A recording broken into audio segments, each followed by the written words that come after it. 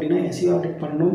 SEO ஆடிட்டில் என்னென்ன விஷயம் பார்க்கணும் அப்படின்னு பார்த்தீங்கன்னா, ஃபஸ்ட்டு வந்து ஹோம் பேஜோட டைட்டிலு, மெட்டா டிஸ்கிரிப்ஷனு, அதுக்கப்புறம் வந்து எத்தனை டைட்டில்ஸ் வச்சுருக்காங்க, இமேஜ் எஸ்இஓ கரெக்டாக பண்ணியிருக்காங்களா, அதுக்கப்புறம் வந்து இன்டர்னல் லிங்க்ஸ்லாம் எவ்வளோ வச்சுருக்காங்க, robo.txt ஃபைல்ஸ் கரெக்டாக வச்சுருக்காங்களா, எவ்வளோ இன்டர்னல் லிங்க்ஸ் வருது, எவ்வளோ எக்ஸ்டர்னல் லிங்க்ஸ் போகுது, அதுவும் இல்லாமல் கரெக்டான பிளாக் தனியாக செக்ஷன்ஸ், பிளாக் செக்ஷன் தனியாக வச்சுருக்காங்களா, கூகுள் அனலிட்டிக்ஸ் இன்டகிரேட் பண்ணியிருக்காங்களா, கூகுள் சர்ச் கண்ட்ரோல் இன்டகிரேட் பண்ணியிருக்காங்களா, அப்புறம் வந்து எவ்வளோ பேக்லிங்க்ஸ் போட்டிருக்காங்க, எவ்வளோ ரெஃபரிங் டொமைன்ஸ் வந்திருக்கு, அதுக்கப்புறம் வந்து மொபைல் ஸ்கோர் என்ன, டெஸ்க்டாப் ஸ்கோர் என்ன, டொமைன் ஏஜ் என்ன, இது எல்லாமே நீங்கள் வந்து பார்க்கணும்.